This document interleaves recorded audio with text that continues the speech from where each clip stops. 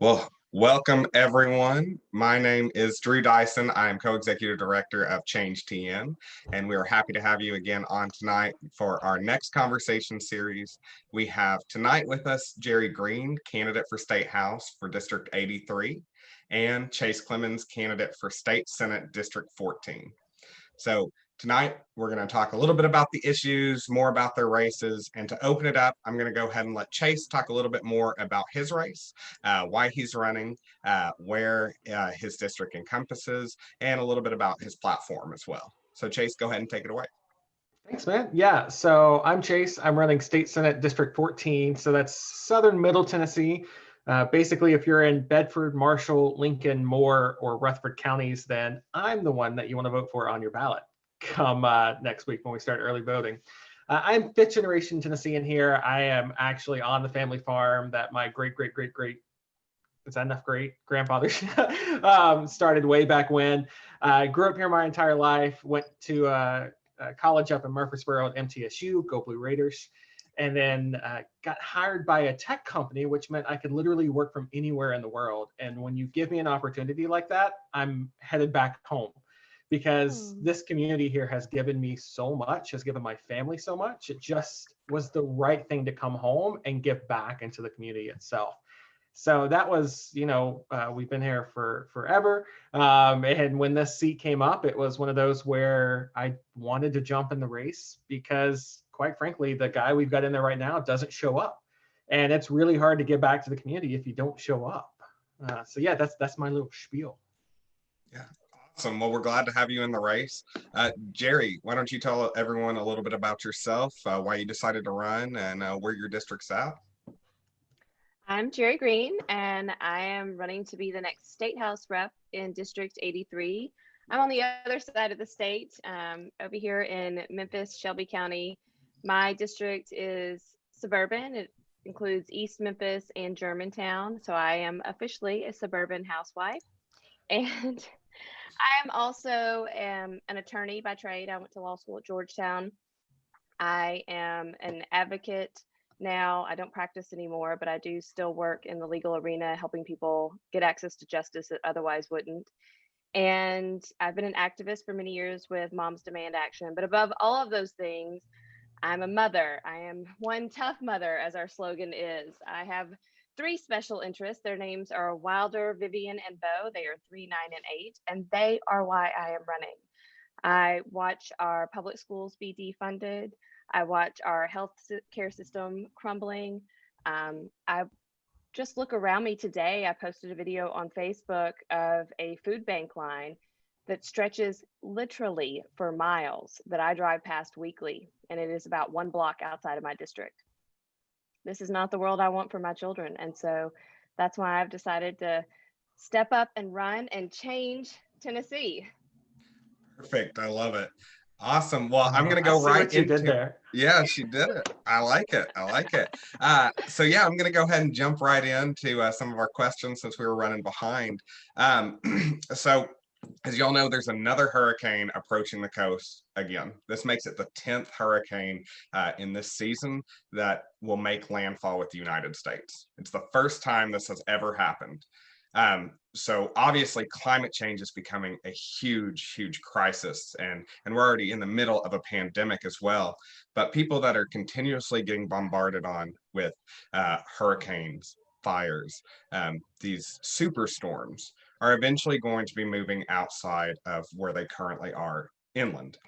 So Tennessee could see a rise in climate refugees. So as legislators, what do you see your way as combating climate change on the state level? And Jerri, I'll let you go first on this one. Well, this recent hurricane that's headed our way, it actually passed over where my husband and I got married in Mexico, in Playa del Carmen. And it's headed towards several of our family members who live down around the Gulf Coast. We personally, our family has had multiple places hit in the last 5, 6 years because of hurricanes. So we felt it directly. But I think when I think about the environment, I again think about the next generation and the generations to come and what kind of earth we're leaving for them. And so I think this is something we have to act on. And it seems as though maybe we're isolated from it being here in Tennessee. But the truth is, we have exactly one Earth, one planet for all of us to live on, and a limited amount of resources. And we have to take care of those properly. And we can't continue to ignore the problem. There's so many problems that this pandemic has put a spotlight on that were already there. And this actually seems like one of those problems that we're now not looking at during this time, but it's not going away. We've all got to do our individual parts. We've got to teach that next generation how to take care of our earth. But when we start making our laws, we have to think long term. There are no mothers of school age children in our state legislature right now.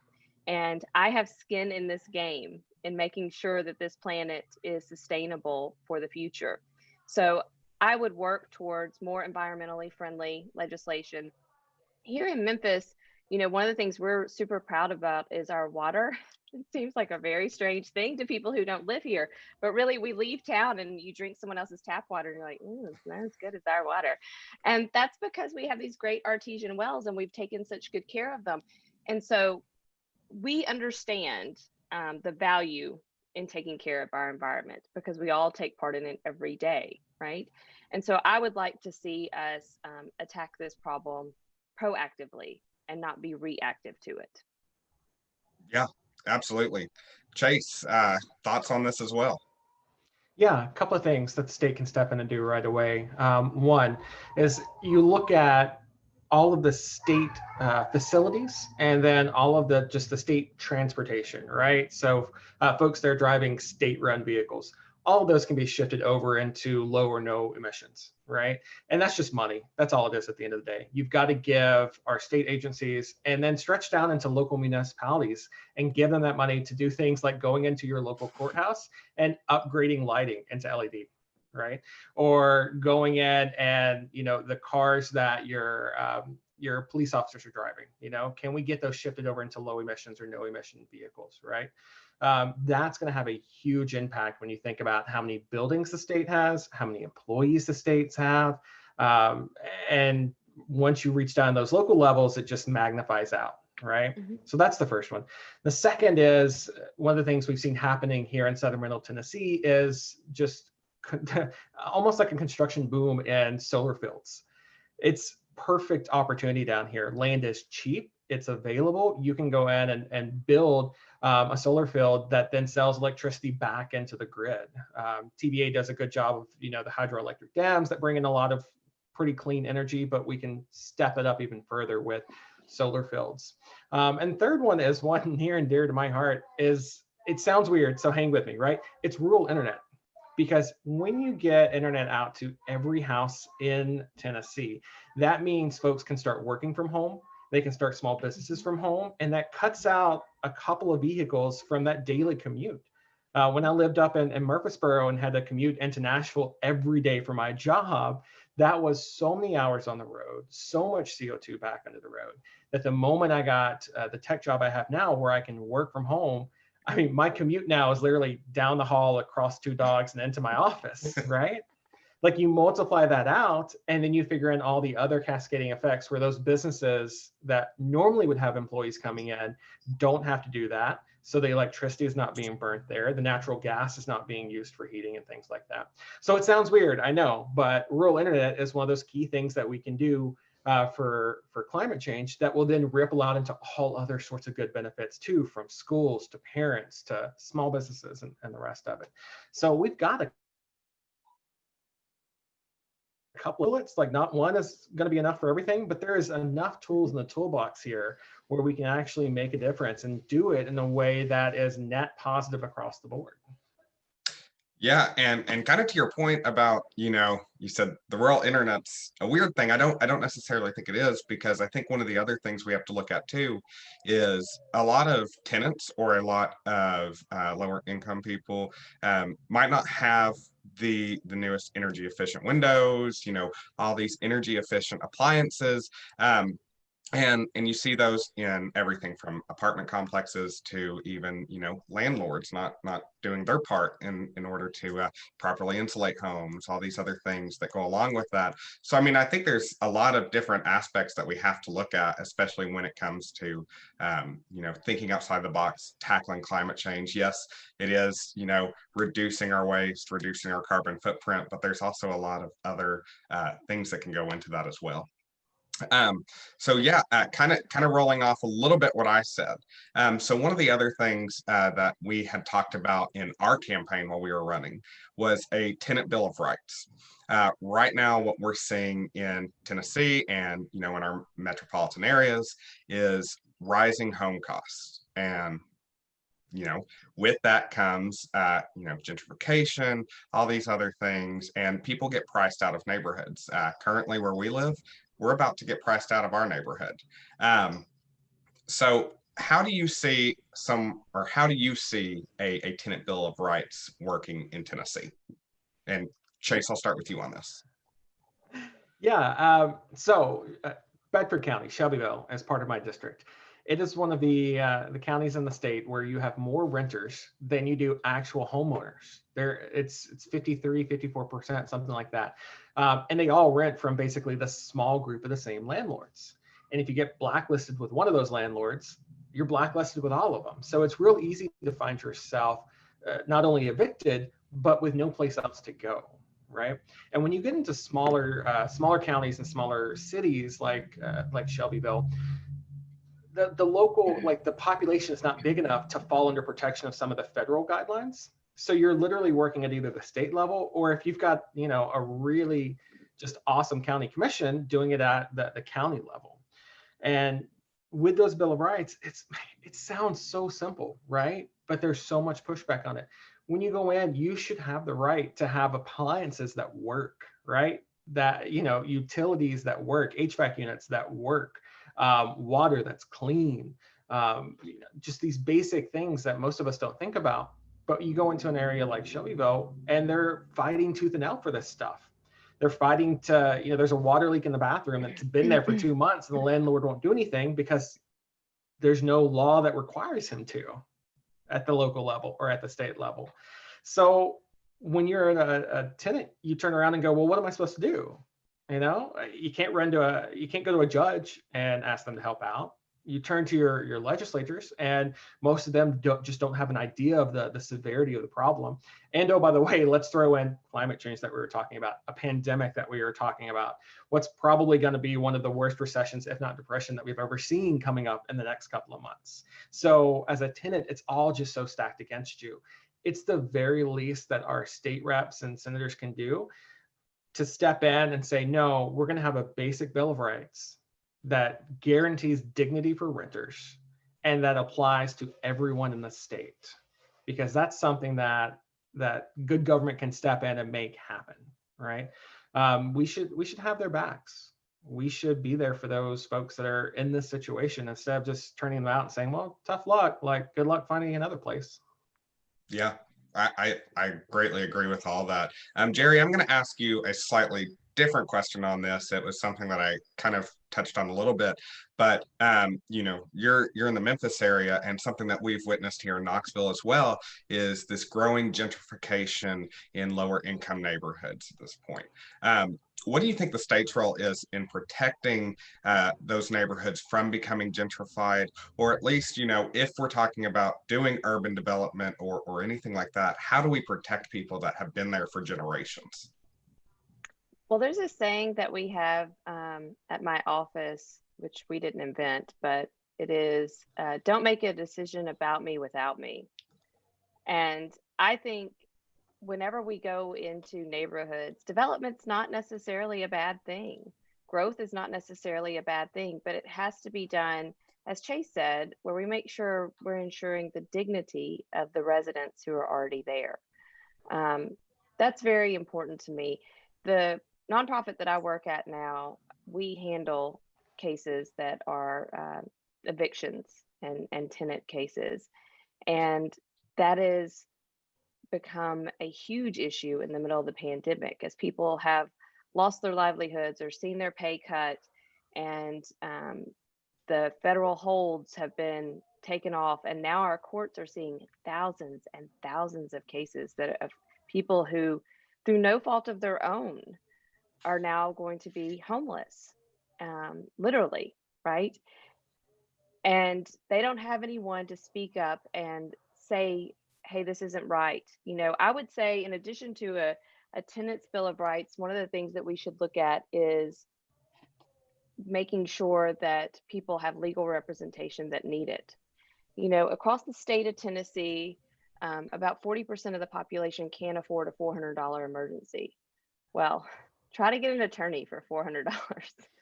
And there are people who qualify for legal aid, and there are people who can afford an attorney. And in between, we have a huge justice gap, and they don't have a voice in our system.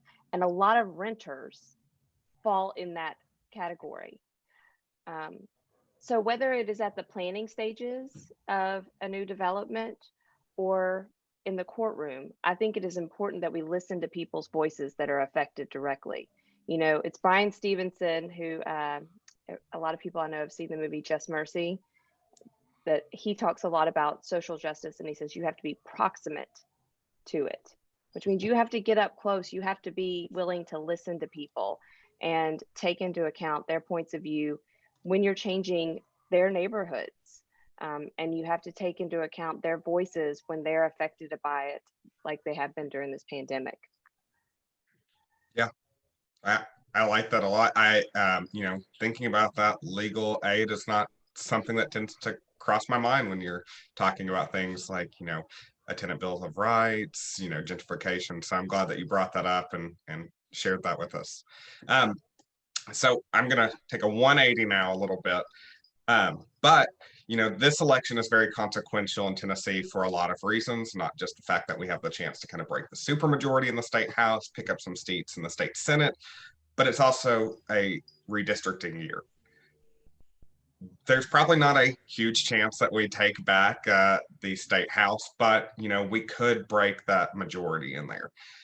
What do you all see as your roles for pushing for fair districts? One of the things the GOP majority did really well in 2010 was draw some very gerrymandered and uneven districts. So even if we don't get that majority, how do you all plan to advocate for fair and balanced districts? And Chase, I'll go to you on this one. Man, that's the meaty one, right? We talk about this election being the most consequential one in our lifetimes, the most important, this is the biggest election easily in our lifetimes just about at every level. But you're right, when it comes to redistricting, it's going to be one of those where what happens here locks in the next 10 years. That's why you look at, Texas, you look at Georgia, they're so focused on trying to get a majority in there so they can have a say in the process. We saw lots of great nonpartisan groups go into states like Michigan and take the redistricting out of the hands of the legislature and put it in the hands of the people because it's just so vitally important.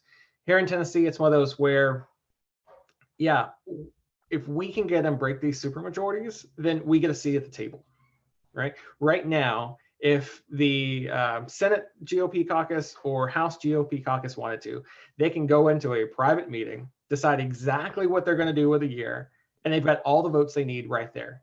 Democrats don't even have to show up for the Republicans to pass what they want to pass. If we can get in and just break that supermajority out, then we're at the table. Then we get to have a voice in this. Then we can start pushing for fair amounts, and we can start pushing for some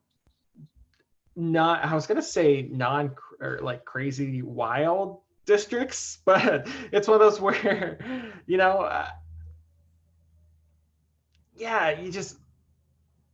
look and you look at some of these districts and you're just like, that looks like a dragon. What are we even doing here? If we can get in there and just break that supermajority, it at least gives us a seat at the table here, right? And we got a voice at that point. Jerry talked earlier about having a voice in these things, and that's what we need right now, because otherwise it's literally whatever the good old boys want and their closed door meeting is going to happen. Yeah, and I think the more voices we can put in there, the more pressure we can put on them. So Jerry, I know that your district is kind of drawn crazy as well, but we've It looks got, like a shark. yeah, it's, Right. When you said a and you dragon, can, I was like, mine looks like a shark. yeah, and you can tell the intention that they're cutting out specific roads, specific neighborhoods, so that way that, you know, it's gonna even up their vote for them. Um, do you think that it's a good idea to have the people running for office drawing their own districts? Oh, that's a really interesting question. I've never thought about it. Um, Probably not. Probably there is a fair way to, more equitable way to do this, right? Uh, when Chase was talking, what I was thinking was, we need a seat at the table. Well, if you're not at the table, you're on the menu, right? And if they won't give you a seat at the table, then you just bring your chair. And that's what we're doing this year. We're bringing our chair because we are not going to be on the menu. Um, I I very much think we need to have advocates on both sides. And part of the reason I'm running is because I believe a lot of common sense has left our government in Nashville. And there seems to be very little willingness to compromise. And that comes out of this supermajority. They don't have to compromise. They have the governor, they have the Senate, they have the House, they have all of the power. And that actually only pulls them more to the right and less from the center, where actually most of Tennesseans are. And so I would like to see us move things back, move the conversation back to where a majority of Tennesseans feel that it should be. You ask anybody if they're have an R after their name or D after their name. In general, the public out there doesn't think we should have crazy gerrymandered districts, right? Mhm. This is not a partisan issue. They just want to have representation that represents them. They don't want representation that represents them and some other crazy part over here and then down over there too, right? They want someone that is from their district, that cares about the same things they do, that is in their community. And so I definitely think there is a different way that we could do this that is better. But the way that we can do it this year is to get more seats, to flip more seats, and to focus on the seats that are flippable. And in my district, I'm running within 2 points within the margin of error of my opponent. He's a 10-year GOP incumbent. This is a seat we can flip. You look around at suburban districts around the country, and what has happened is suburban white women, college educated white women, have turned out in droves, walking across glass to vote against the GOP this year. We have the momentum to change this seat, and that can then change the trajectory of Tennessee. People forget that, Al Gore was our senator. Like, we had Democratic governors, and it was in my lifetime. It wasn't like Mhm. I'm old, but I'm not that old, right? So we have the chance to go back, and the way that we do it is we start from the bottom up. That's exactly what they did. Is they started taking House seats, they started taking Senate seats, and they started working on that redistricting. And so we're just going to have to get in the middle of that fight and stay in it. And it starts this year. Yeah, and of course, part of Change TN's mission is to, run everywhere, not just in the districts we think, oh, we have a chance, but everywhere. And I wanted to get back and ask you something that you brought up, was that, the way that we get a voice is by winning more seats. So the biggest difference that we have seen from 2018 to 2020 in terms of candidates running for office is that it actually decreased quite a bit, at least in the state house level. I mean, we were running, candidates in all but I believe 3 state house districts. This time we have 41 open house seats that we're not competing in. You're in an area where the politics are shifting quite rapidly, the suburbs. What do you think, in your opinion, what do you think counts for candidates not returning to run again, or for the lack of candidates running in Tennessee? I think there are a number of reasons, and I think part of it has to do with the political atmosphere that has been created from the national level on down the last 4 years. It has just flat gotten nasty. As a mother, one of the reasons I'm running is because I think we need to bring decency back to our public offices, restore some public faith in our public officials. And a lot of people just don't want to get in the middle of this. It has gotten mean and ugly, and the attacks have gotten personal. Social media has not helped that. I will tell you also, as a female candidate, there's a whole other layer of fun things that go on in that era. And if you were, I'm certain if you're a person of color, that's a whole other issue. If you're LGBTQ plus, I'm sure that's a whole, like, there's just so many personal attacks that can happen. And so a lot of people don't want to get involved. It also takes a lot of money, and you have to be willing and able to ask people for money sort of shamelessly, right? Because we're running against a machine of deep pockets and dark money, and they're going to have it and they're going to spend it. And so, you're facing that. And those two hurdles are really hard. In addition to just putting yourself out there, it's kind of like a leap of faith, It's not for the faint of heart, I'll tell you that. But it has been worth every minute of this, whether I win or lose. This has been an incredible experience, and I would encourage anyone who has an inkling of wanting to run for office in the future to please do it. We do need you. We do need your voice. You are qualified right now. Whatever imposter syndrome you are hanging on to about, well, I don't have a law degree, or like whatever it is, let it go. You are 100% qualified, and your voice matters, and we need you to step up and run. And then just sort of toughen up your skin, because I don't see this atmosphere changing anytime soon. Hopefully we get a new president and leads our country in a different direction. Hopefully we get new state senators and House representatives that can lead our state in a different direction. But this is a rough and tumble business, and it is not for everybody. So I think there's some of that. And, some people have done it once, maybe like, well, not again, friend. And some people, are in this, for the reasons that really, really matter deeply. I've been attacked personally numerous times online, and publicly, and in private DMs. And what I know is that the people who know me and know my heart and know the reason I'm running, know I'm running for the right reason, and know that I want to make a difference and change things for the better. And I just have to hold on to that. And so I would say to anyone out there that's thinking about running, to just stay centered in who you are and why you're doing this, because that's the only way you're going to get through it. But man, yeah, we need more people. Step up. Young people, please run. Absolutely. If you are interested in running, please email info@changetn.vote. We will happily help you out in that field. So Chase, I want to go to you on this question too. So you're running in a district that, covers up towards the Murfreesboro area, all the way down to the Alabama-Tennessee state line. I mean, that's a huge area, and it's largely rural. And I think one of the biggest divides we see in the state is the urban and rural divide. We're going to win some suburban seats come, November. What are we going to do? These rural seats have been long forgotten. And a majority of those 41 seats that we're not competing in are in the rural areas. What has been your experience campaigning rurally, and how do you think we can kind of get back the rural areas that we once had like 10 or so years ago?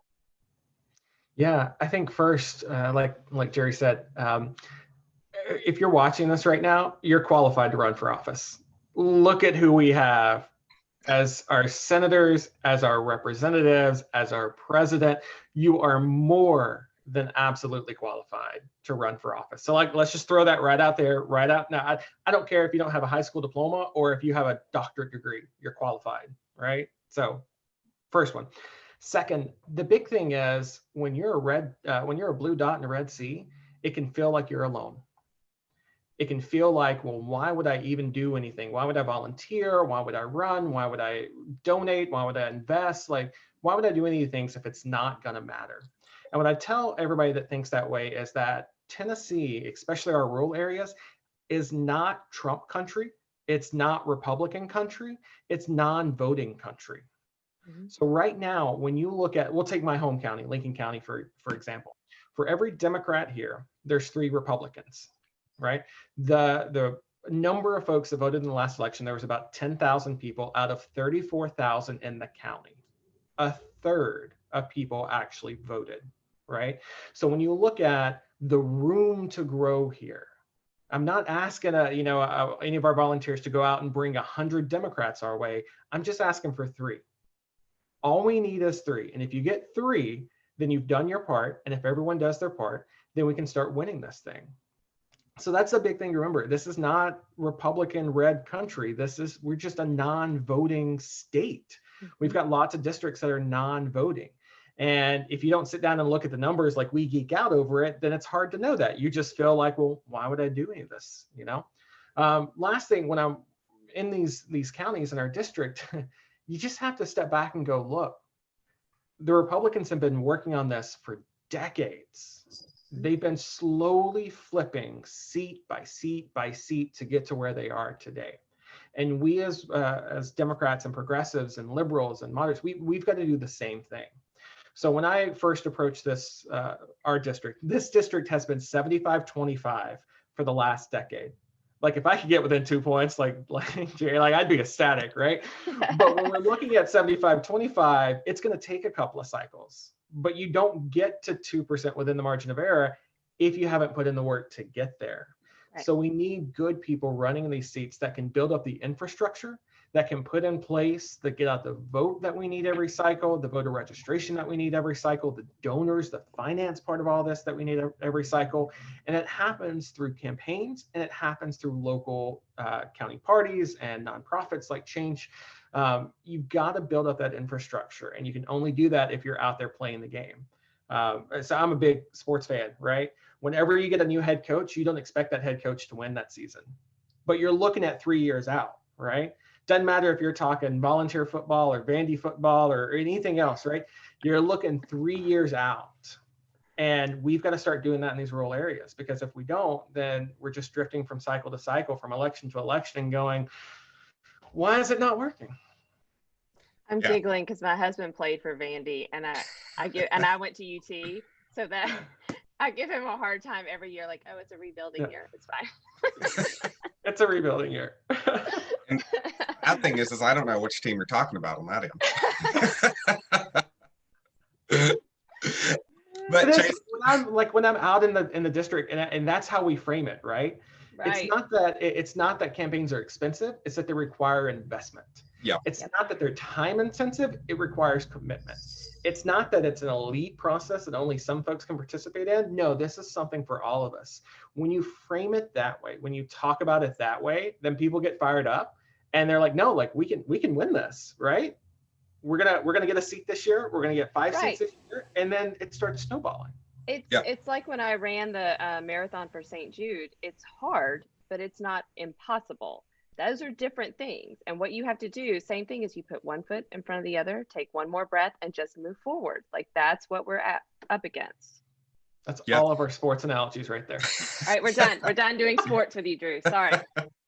Perfect. But Chase, you brought up data. I love data. And I can tell you that, we actually lose valuable data when we don't have candidates running. And like you said, your district's 75-25. It's a lot to ask someone to go run a race that they're probably not going to win. But, the whole point of running is, yes, of course, we want you to win. We'd love for you to win, but move the needle. If you get 30% of the vote that time, that's 30% more people that we know now that we can go back to in 2022 or in, 2024 for this seat again. So I think we have to kind of be finding those people to run.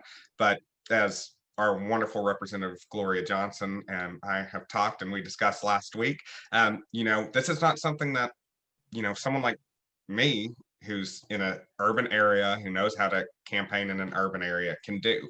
I think we've got to work on helping people in the rural areas, find them and give them the tools they need to be able to succeed. And then people and candidates come out of the woodwork that way. If you want a majority in the state house, it's real simple. It runs right through rural Tennessee. You can flip every metro seat. Well, I mean, all metro seats are mostly blue. You can flip every suburban seat, like Jerry's, right? And bring all those out. We're still not in the majority unless we can get those rural districts and start flipping those seats. There are so many good candidates right now out there. For anybody watching, if you just go over to the Democratic Party's rural caucus, there's a slate of 12, 15 different candidates from across the state that are running great campaigns that need your help. And seriously, you can phone bank from anywhere. You can text bank from anywhere. So it's not one of those where you have to be down off in the boonies where I am to actually help the campaign. Yeah, awesome. Well, we're getting closer to the end here, so I'm gonna switch it over to our favorite part of the show, where we ask the candidates to ask each other a question. So this can be whatever you want to know, whatever insight you want to get from the candidates. So Jerri, I'm going to let you ask Chase a question first. Oh, this is so fun. I had no idea this was coming. So I would like to know what I get asked a lot is, I think it's humorous, and I don't really have a good answer, so I'm gonna ask you, and so maybe I can use yours, which is, how are you taking care of yourself right now? Are you scheduling in you? Scheduling in me. Yeah, it's one where campaigns feel like a second job, right? Really a third job, because you're a parent like I am, right? So you start tackling up. Look, I'll tell you the biggest piece of advice I've ever gotten, right, is something that you hear at the beginning of every single airline flight you take. You put on your mask first, right? And that's one where if you don't take care of yourself, then you're not going to be any good to anybody else out there in the community. A lot of times we talk about, our representatives not showing up for the community. You can be present there, but if you're not mentally and physically and spiritually and socially there, then you're not there either. So whatever you got to do, this week it's fall break for our kids here. So I took a couple of days off of my day job. We went hiking yesterday, which was fantastic, just to, get away for a couple of hours and, shut off Twitter, shut off Facebook for a couple of hours and just recharge a little bit. You got to, because if you don't, like I said, it's, if the airplane's going down and you don't have that oxygen mask on, you're not going to be any good to anyone. Good answer. I might steal that. See, y'all see me out on the trail saying that later, I stole it. That's why we have two candidates on at once. It's a great chance for y'all to hop ideas off each other. So Chase, what's your question for Jerri? Yeah, I think my biggest one. So we talked earlier about how challenging just running a campaign is.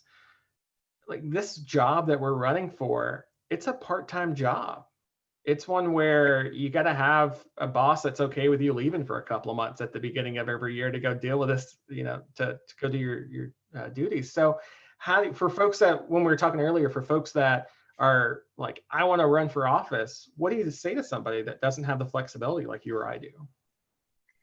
Yeah, this is so hard. Actually, the question I usually get is like, how are you going to do this, go to Nashville, and you have 3 small kids at home, which I feel certain is not a question that is asked of men very often, but it is asked of me a lot.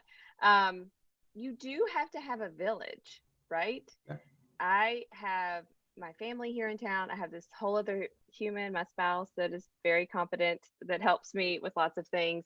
But my parents are here. We have our soccer team village. We have our school village. We have our neighbors.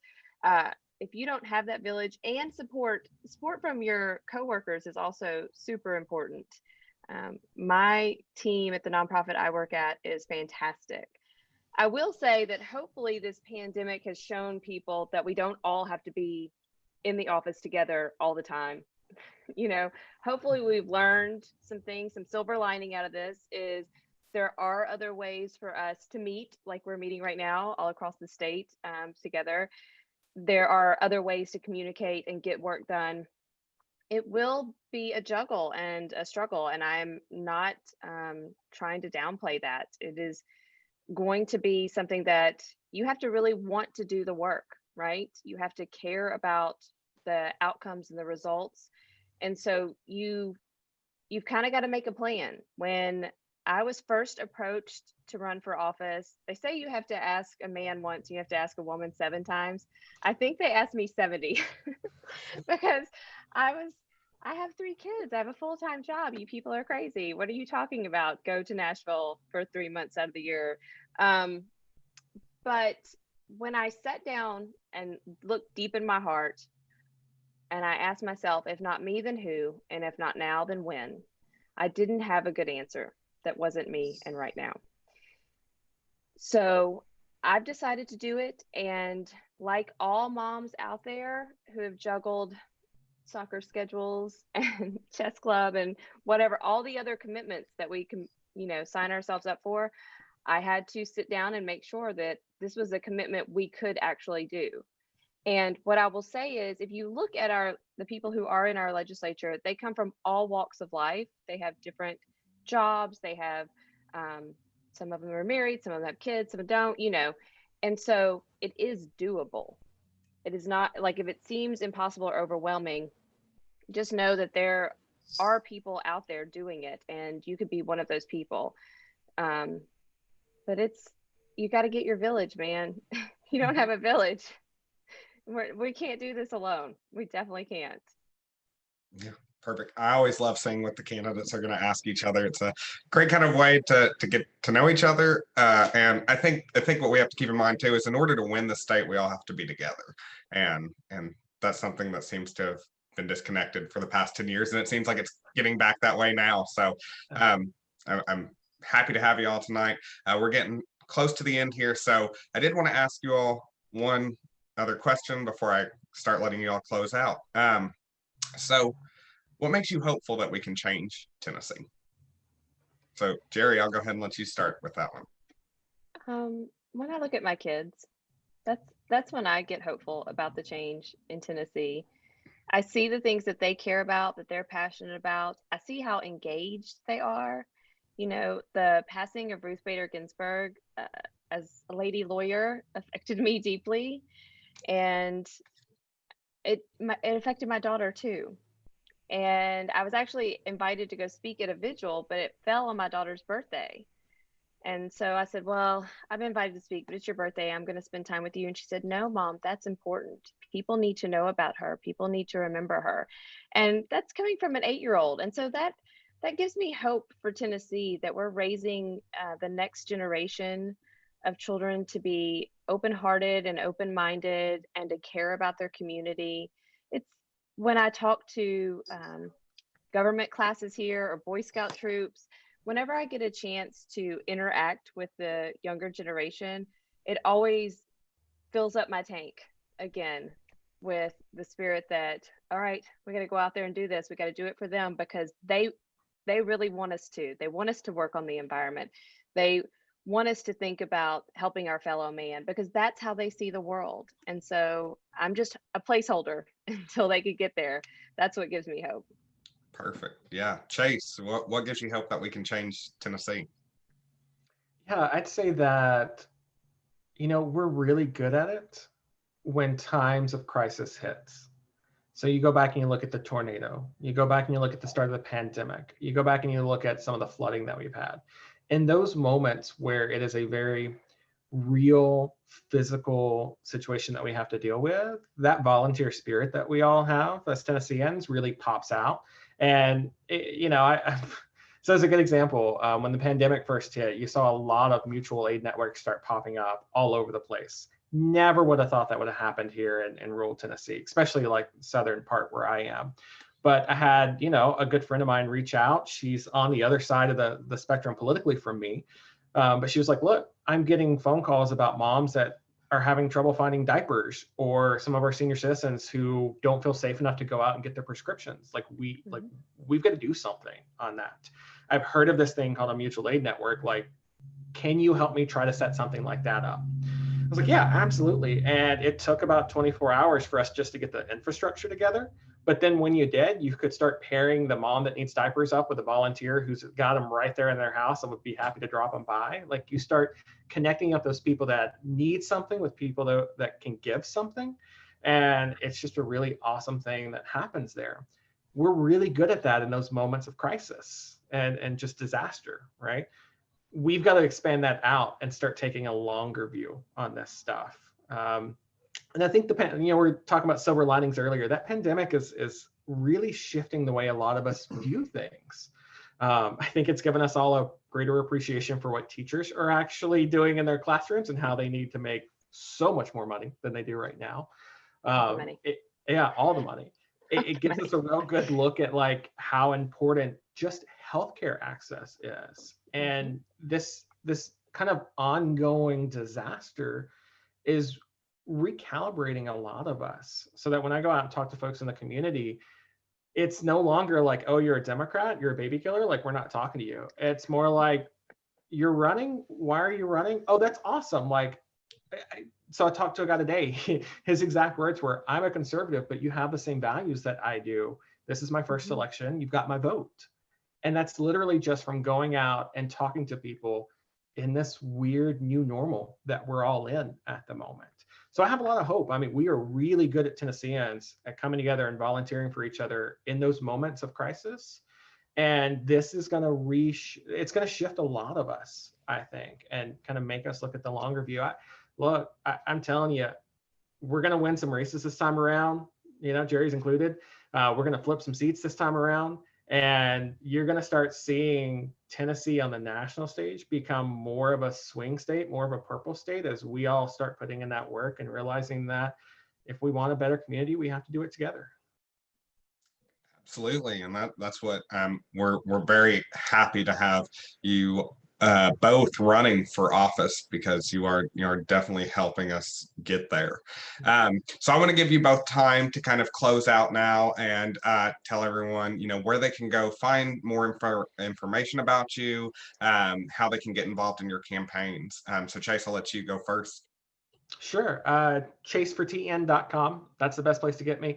If we're on Facebook, if we're on Twitter, Instagram, all the rest of it, you can look for Change TN. Like, we're all going to be in that feed, so you can click and find us there. It's Chase for TN across the board. If you go to chasefortn.com, oh my God, how many times can I say that? If you go it's to all the about website, branding. it is, right? Did you see the sign? Yeah, if you go to the website, my cell number is right there, top of the page. So if you want to call me, if you want to text me, whatever, I'm there. I'm more than happy to answer any questions or talk or anything like that. Last thing I'm going to say on this, we've said it a couple of times. If you're not running for office now, on November 4th, find a place to run and start planning your run. Start planning your campaign, because you've got 2 years to do it from that point out, and you're going to need every single day that you can get. So seriously, just if you've ever even thought about it, sit down, run for office. It's one of the most rewarding things you're ever going to do, and one of the most impactful things you're ever going to do. Perfect. Jerri, go ahead and close out. Well, you can definitely find me on social media too, Facebook, Instagram, Twitter. I'm not hip enough to be on like TikTok or anything like that. We're also on the web at jerrigreen.com. That's Jerri and green like the color. I would love for you, if you're in 83, if you want a yard sign, let us know. If you want a phone bank or text bank, if you want to come out, we're going to have at least one more COVID safe lit drop where we do door hangers. We have volunteer activism happy hours. I'll give you pizza and beer, and you can hang out and do a few tasks with us, help put some stamps on some postcards that were handwritten by over 100 volunteers during lockdown. We have 5,000 of them to get in the mail. I'd love your help with that. But the most important thing that you can do for me and for Chase and for all of the candidates across the state, all the Change Tennessee candidates, is go find 3 people and tell them to vote. Go find 3 people. Go triple your vote.